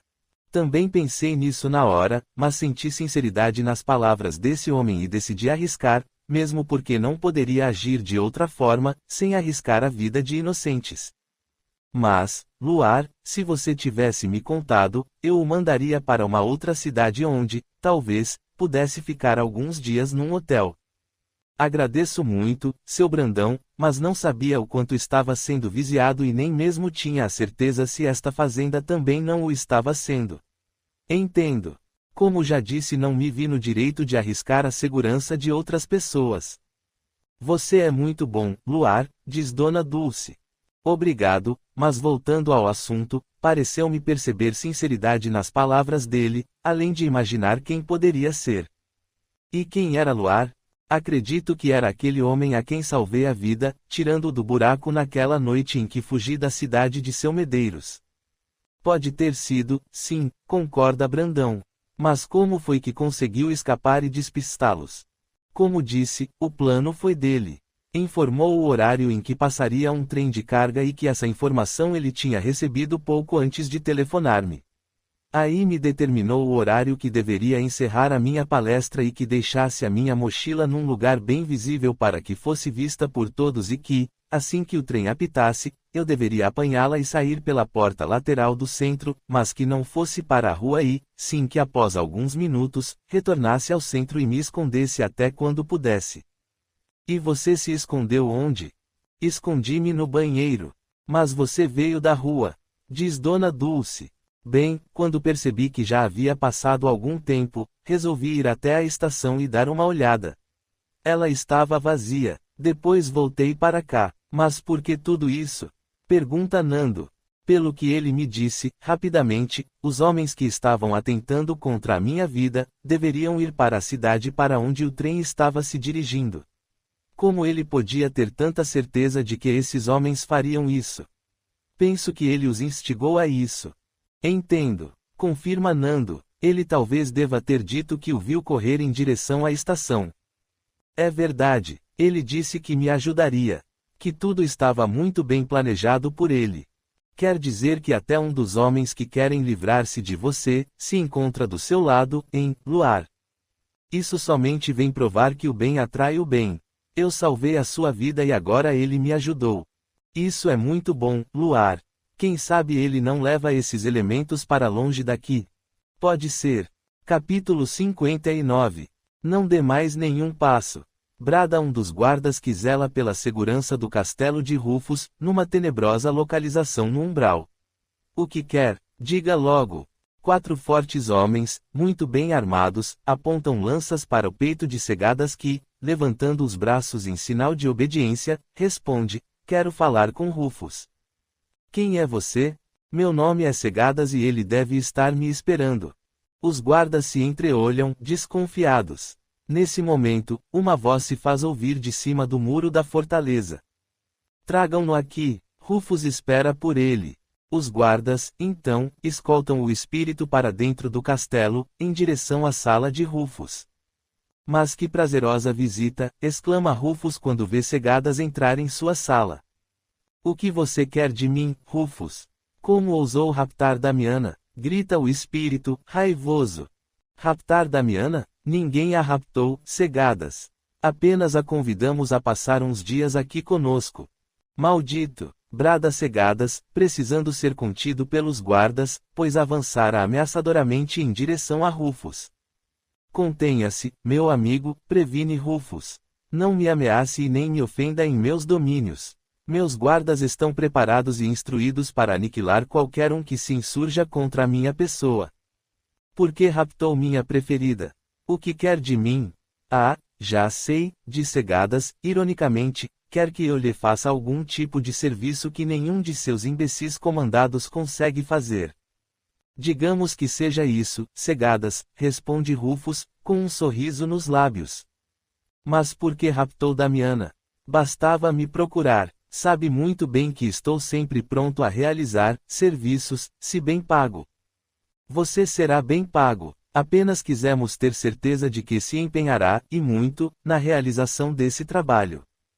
Cegadas não vê outra saída a não ser concordar, apesar de que não confia nada em Rufus. E o que ganharei com isso, além de recuperar minha Damiana? Você faz o preço, responde Rufus. Cegadas pensa um pouco e arrisca. Quero vê-la. O quê? Nunca. Então, nada feito. Faço-lhe uma proposta. Que proposta? Devolvo-lhe Damiana e muita bebida. Quero vê-la. Vê-la é a preferida de Rufus. Como quer vê-la? Acha, por acaso, que Damiana irá concordar com isso? Você nem precisa me devolver Damiana. Como diz, não preciso lhe devolver Damiana. Não, basta que me dê vê-la. E por que não quer mais Damiana? Acha que irei querer de volta uma mulher que não confia mais em mim? Uma mulher que permite-me fosse roubada. O que quer dizer com isso? Que ficarei com vê-la. Rufus sente a face ruborizar. Não pode aceitar um acordo dessa natureza. Na verdade, não esperava por isso, mas controla-se e resolve concordar, pelo menos por hora, com a ideia.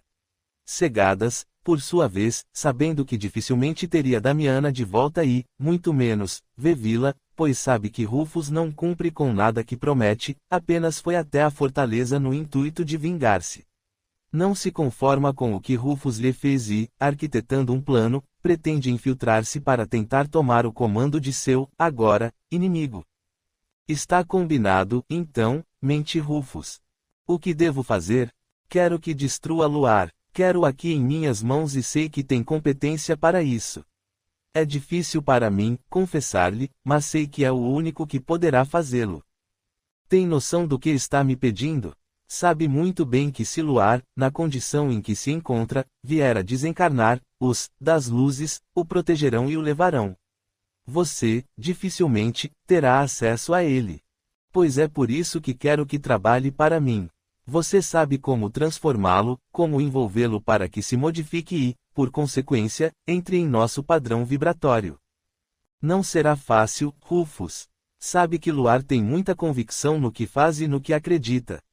Envolvê-lo para que se torne como nós será uma missão muito difícil, trabalhosa e demorada, além do que necessitarei de muitos trabalhando nisso. Pois terá todos os trabalhadores que precisar. De qualquer espécie, viciados de toda a ordem e especialistas em qualquer assunto. Está bem, farei tudo o que for possível, pois o prêmio é muito valioso para mim. Mas ai de você se não cumprir o prometido. Ai de você se não me entregar vê-la como me prometeu. Sabe muito bem do que sou capaz.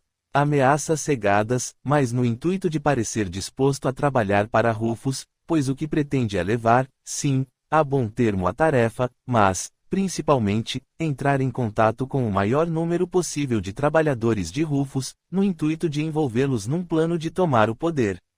E, no íntimo, diverte-se vislumbrando o sucesso desse seu plano, além de retomar Damiana e tomar vê-la para si. Não se preocupe, cegadas. Cumprirei o prometido. Agora me diga do que precisa. Quero livre acesso neste castelo para escolher aqueles que trabalharão sob minhas ordens e o afastamento de Faros e daqueles imbecis que trabalham com ele neste caso. E, também, num momento propício, um combate com Otávio. Com Otávio? Sim, com Otávio. Ele me enganou, o cretino. Mas ele estava sob minhas ordens. Não me interessa. Apenas estou querendo uma luta franca. Quero terminar o que iniciamos. Pois terá esse seu momento, cegadas. Também lhe prometo. Penso que você já está prometendo demais. E cumprirei tudo. Assim espero Rufus. Assim espero. Bem, vou mandar chamar Crota. Ele será seu braço direito e acompanhará todos os seus passos aqui na fortaleza e lá fora. Nada disso, Rufus. Aceito Crota até que eu decida quem será o meu braço direito. Depois, quero vê-lo longe de mim. Não está exigindo demais, Cegadas. Não, Rufus, você quer que eu lhe faça um trabalho porque não tem capacidade para isso. Dessa maneira, quero as coisas como eu planejar. Se não, nada feito. Rufus precisa se conter. Cegadas acabara de chamá-lo de incompetente diante dos guardas e seu sangue ferve de ódio, mas precisa se controlar. Afinal de contas, Cegadas tem toda a razão. Que seja dessa maneira, Cegadas. Assim está bom. Guardas, tragam Crota até aqui. Alguns minutos se passam e entra uma criatura de repulsiva aparência. Esquelético na compleição física, seu rosto aparenta semblante maquiavélico e traiçoeiro. Este é Crota, Cegadas. Ele será seu imediato aqui dentro. Pode confiar nele. Cegadas aproxima-se do espírito, dá uma volta ao redor dele como que examinando e, sem nada para dizer, assim que se posta à sua frente, desferiu-lhe violento tapa no rosto, o que faz com que seja atirado a alguns metros de distância. Mas o que é isso, Cegadas? Berra Rufus. Maldito! Esbraveja Crota. Cegadas, por sua vez, sem denotar qualquer tipo de reação nos músculos da face, fala de maneira calma e fria. Vá se acostumando, Crota, pois é assim que costumo tratar meus comandados se me faltarem com o respeito. E quem lhe faltou com o respeito? Você. E ainda continua. O que estou fazendo? Grita, entre temeroso e revoltado com aquela atitude. Continue a me olhar nos olhos, seu nojento. Abaixe o olhar. Nunca me olhe diretamente, a não ser que eu lhe ordene. O espírito abaixa a cabeça, mirando os próprios pés. Assim está melhor, e nunca, nunca pense em me trair. Ou será aniquilado pelo meu ódio. Entendeu? Sim. Como? Sim. Como? Crota olha para Rufus, sem nada entender. Este, mais uma vez, contém a raiva e lhe diz: chame-o de chefe. Sim, chefe. Aprendeu rápido, Crota. Agora, vamos. Quero conhecer tudo nesta fortaleza. Como? Conhecer tudo? Pergunta Rufus. Já lhe disse que quero livre acesso para conhecer e escolher os meus comandados. Está certo. Crota o acompanhará, mas devo lhe prevenir de uma coisa. O que é?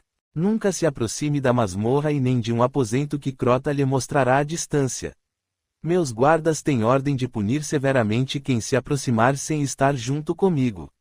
Nem tente se arriscar, são ordens severas. Tomarei cuidado com isso, concorda Cegadas, satisfeito com o rumo da conversa, pois, pelo menos, ficará sabendo onde se localiza a masmorra e esse aposento, onde imagina estar Vevila. Melhor assim. Vamos, então, Crota. Você vai à frente. Dizendo isso, Cegadas gira sobre os calcanhares, indicando ao espírito a saída. Capítulo 60.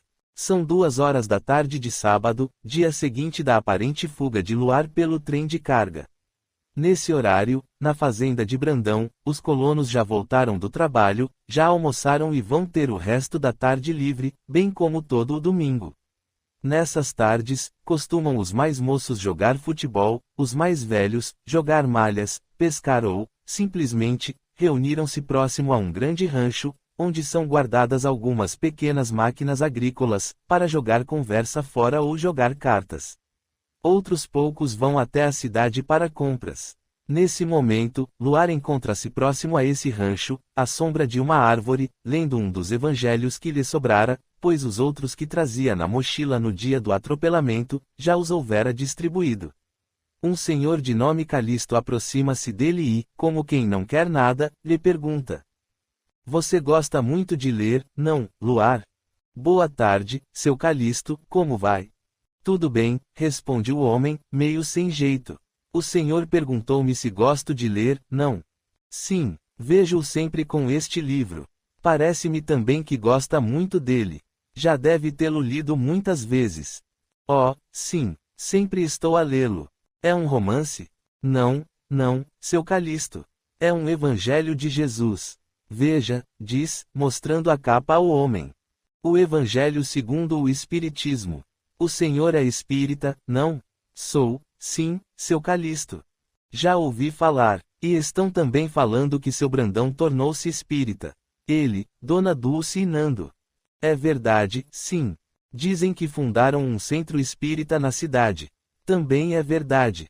O homem permanece olhando para o livro em silêncio por alguns segundos, até que pergunta: esse livro traz os ensinamentos de Jesus?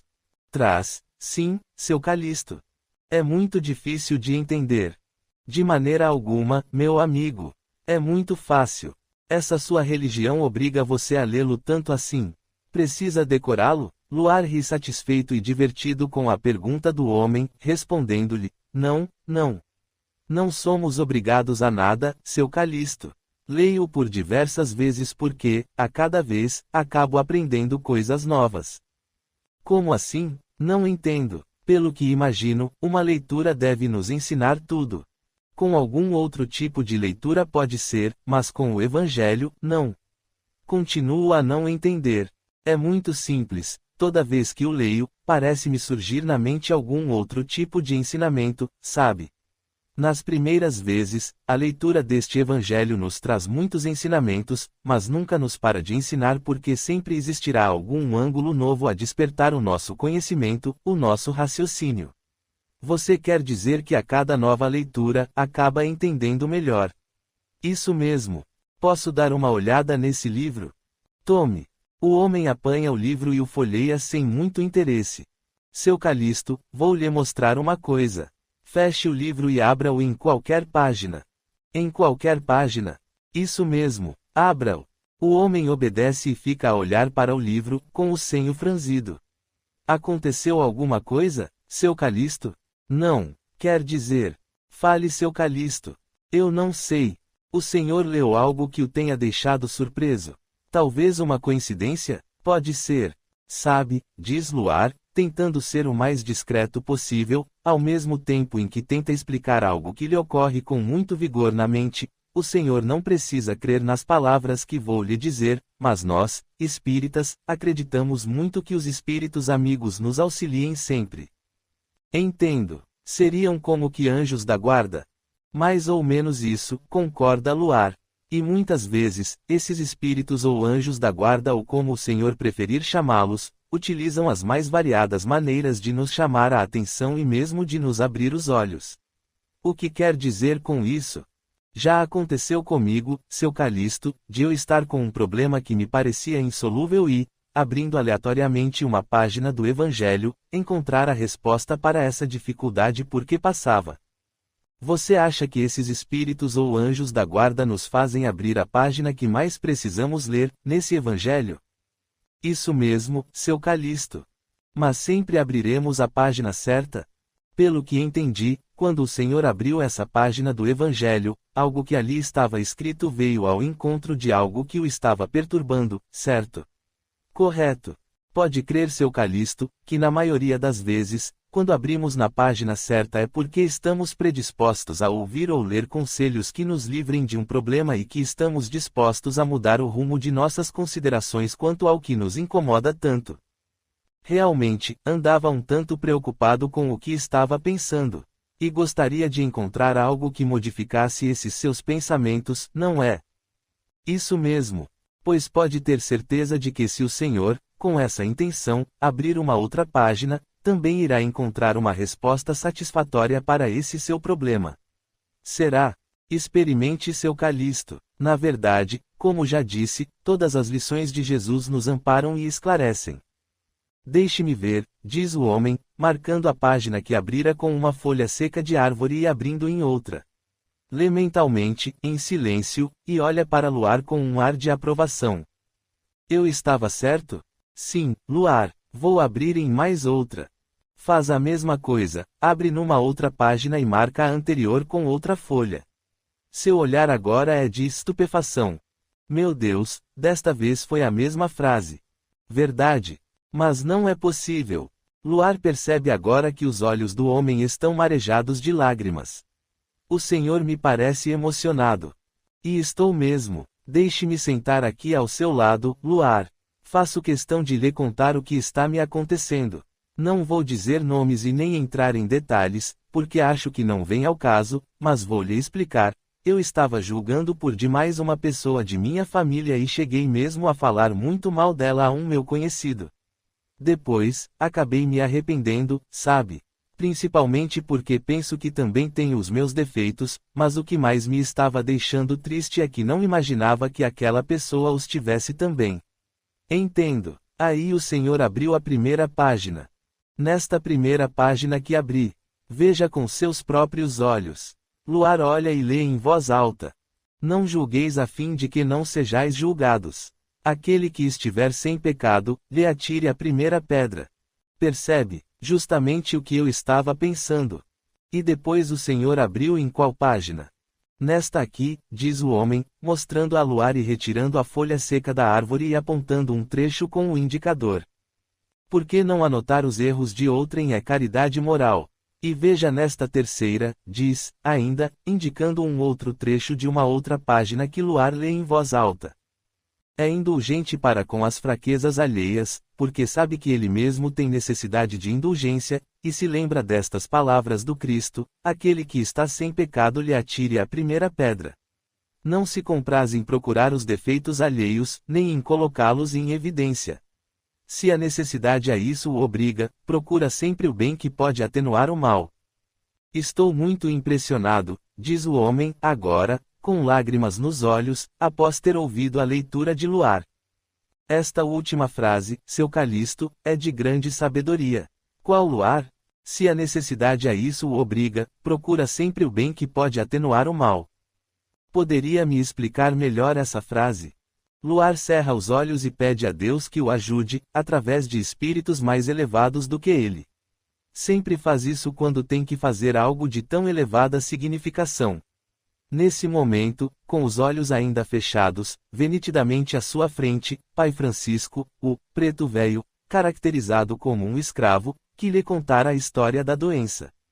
Lembra-se de ter sonhado com ele, apesar de não se recordar de que foi ele quem lhe contou essa história que, no dia seguinte ao do sonho, escreveu. E essa figura que não lhe sai da mente, insiste em lhe mostrar uma peneira a poucos metros deles. Concentra-se mais um pouco e acaba por sorrir agradecido quando entende a mensagem do velho. Abre, então, os olhos, e começa a discorrer para Calixto.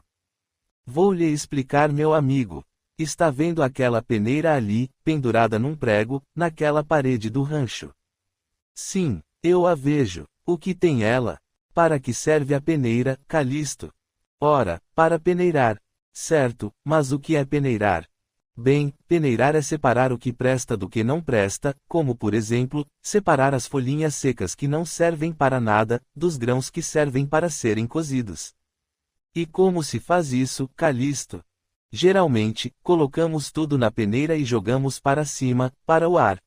Antes de tudo caia de volta nela, assopramos com vigor as folhinhas, caindo apenas os grãos na peneira. Também pequeninas pedrinhas, menores que os grãos, saem pelos vãos da peneira. Muito bem, agora, me diga uma coisa: o que fazem com essas pequenas folhas e outras impurezas que não servem para nada? Jogamos tudo fora. E depois que as jogam fora, esquecem-se delas. Sim, o que fazer com o que não presta? E dão muito valor ao que fica na peneira, não? É o que nos é útil. Calixto, procure imaginar-se olhando para o sol através daquela peneira. A que conclusão você chega? Bem, isso me lembra aquela frase: não tape o sol com a peneira, não é? Ou seja, dificilmente poderíamos impedir a luz do sol de passar pela peneira. Mas o que isso tem a ver com a lição do Evangelho?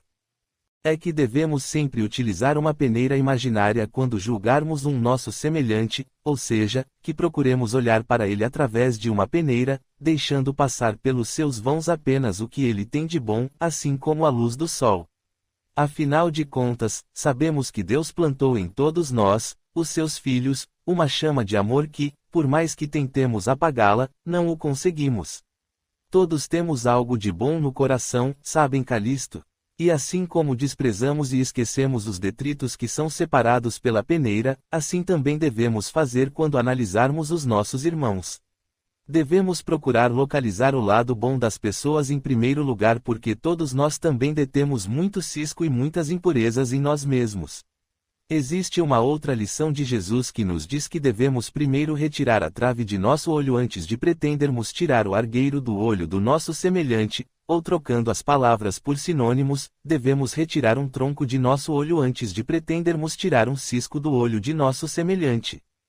Foi muito boa essa nossa conversa e gostei muito desse livro, Luar. Onde poderia comprá-lo? Gostaria muito de lê-lo. Fique com este, seu Calixto. Hoje, mesmo, seu Péricles irá trazer mais alguns para mim. Gostaria muito de pagar pelo livro. Pois gostaria que aceitasse este como um presente. Se ele for útil para a sua vida, o que tenho certeza que será, por favor, compre outro, através de seu Péricles, e presenteie alguém com ele. Dessa maneira, estará praticando a caridade, seu Calixto. Pois assim o farei e muito obrigado por este presente. E se o senhor se interessar pelo que ler nesse livro, procure o nosso centro espírita. Lá encontrará muitos outros ensinamentos que em muito o ajudarão em sua caminhada em direção à verdadeira felicidade. Calixto dá um forte abraço em Luar e se afasta. Capítulo 61. No domingo, à noite. Quer dizer, seu Alcides, que o senhor não tem pista nenhuma de Lelis. Infelizmente não, Dona Helena, responde o detetive particular à moça, amiga de Lelis, hoje Luar. Marta, sua prima, também se encontra presente no apartamento das duas. Havia sido somente após muita insistência das duas moças que o Dr. Milton aceitou entrar em contato com o detetive e promover esse encontro. O senhor nos disse que existe alguém que está também à procura dele e, conforme o senhor mesmo imagina, com intenções de, talvez, eliminá-lo. Sim, é o que penso. E esse é o número da placa do carro dessa pessoa. Isso mesmo, sabe, foi muito azar aquele guarda ter pedido os meus documentos naquele momento. Por causa disso, perdi esse automóvel de vista, o que, tenho certeza, me levaria até ele. O senhor quer dizer com isso que esse bandido talvez já o tenha encontrado? Conclui Marta. Meu Deus! Exclama Helena, visivelmente apavorada. Tomara que não tenha conseguido. E o que o senhor pretende fazer agora? Vou voltar à primeira cidade e procurar conversar e principalmente convencer esse homem, o tal de Clovis, a me ajudar. Tenho grande convicção que ele saberá me dizer para onde foi Lelis. E por que o senhor não foi ainda? Eu estava tentando encontrar uma outra pista quando o Dr. Milton me pediu que viesse até aqui para conversar com vocês. E, se querem saber, a minha maior missão é a de convencer vocês a ficarem fora desse caso. Pode ser perigoso, sabe? O senhor nos desculpe, seu Alcides, e falo em meu nome e no de Marta, mas não iremos desistir de nosso intento de encontrar Lelis. Não é, Marta? Não tenho dúvida alguma. Se o senhor nos ajudar, será melhor para nós. Se não, começaremos por conta própria a nossa investigação. O que não podemos e nem conseguiremos é ficar de braços cruzados. Mas como farão para iniciar uma investigação? Nem saberiam por onde começar. Realmente, não sabemos, mas sairemos por aí fazendo perguntas. Já disse que poderá ser perigoso. A menos que o senhor nos ajude. Aliás, se nos ajudar, podemos ajudá-lo também. Ajudar-me? Responde Alcides, com um irônico sorriso nos lábios. Ajudá-lo, sim. Como não? Responde Helena. Quem sabe, não conseguiríamos tirar as informações de Clovis. Afinal de contas, não temos cara de bandido. Alcides pensa um pouco e, coçando o queixo e olhando para as duas, resolve. Pode ser sim, quem sabe? Quem sabe o que, seu Alcides? É lógico que poderemos trabalhar os três juntos. Ou talvez nos dê a informação de como chegarmos a esse tal de Clovis. Vocês acham que convenceriam Clovis a falar? Tenho certeza que sim, principalmente Helena, que falará com muita convicção. Marta, por favor, pede a moça, encabulada. Já confessara à amiga o seu amor por Lelis. Agora, pelo que o senhor nos disse, seria bom que nem Clovis nem aquele homem que não parece estar com boas intenções, nos vissem juntos. Principalmente aquele homem, pois assim como o senhor o conhece, pode ser que ele o conheça também. Disso não tenho certeza, mas penso que me conhece, sim.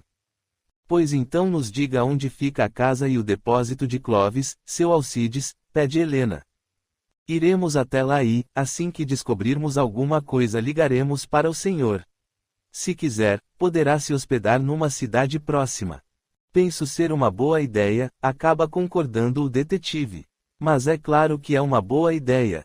Entusiasma-se Marta. Também acho, opina Helena. As duas primas, Marta e Helena, dividem um apartamento na cidade onde também moram os pais de Lelis.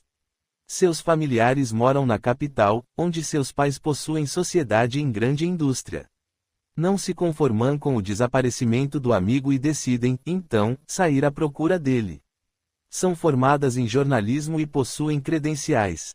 É noite e preparam-se para a viagem até a cidade onde Lelis, agora cognominado Luar, recebeu o apoio de Clovis. Não vamos levar muita coisa, não, Helena. Vamos colocar o que pudermos nestas mochilas, sem que fiquem muito pesadas. Quando necessário, compraremos o que for preciso e não se esqueça de seu cartão de crédito e um pouco de dinheiro. Não sabemos quanto tempo deveremos viajar. Também penso assim, Marta, e que Deus nos ajude a encontrarmos Lelis. O que faremos quando o encontrarmos, Helena? Penso que contar a verdade a ele. E quanto a esse tal de Clovis? Precisaremos convencê-lo. Tenho muita fé em Deus e acho que conseguiremos. Eu também. São 5 horas da manhã quando Alcides passa pelo apartamento das duas moças para apanhá-las. Ele as guiará até a cidade onde Clovis mora. Irá com seu carro, seguido pelo de Marta. Helena irá com ela. Bom dia, seu Alcides, cumprimenta Helena, o mesmo fazendo Marta. Bom dia, estão prontas? Sim. A propósito, seu Alcides, o Dr. Milton está sabendo desta nossa decisão. O homem pensa um pouco e resolve ser sincero. Falei com ele ontem à noite. No princípio, ele foi totalmente contra, mas consegui fazê-lo mudar de ideia, pois seria uma grande chance de convencer Clovis a dar alguma pista de Lelis.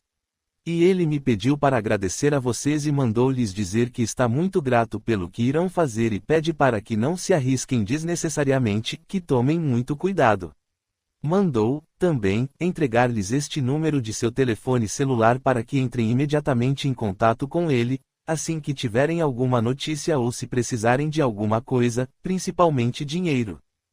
Pobre Dr. Milton, como deve estar sofrendo, diz Marta. E Dona Lídia, está sabendo dessa nossa decisão?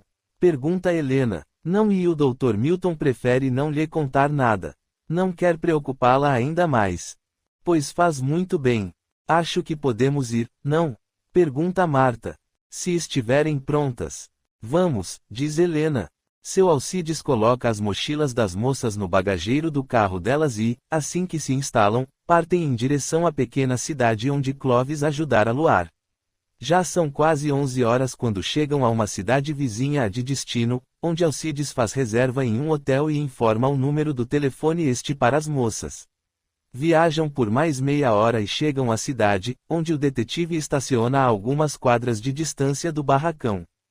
É ali, indica para as moças. O que faremos agora? Pergunta Helena. Só vejo um caminho, responde Marta, iremos até lá. Já.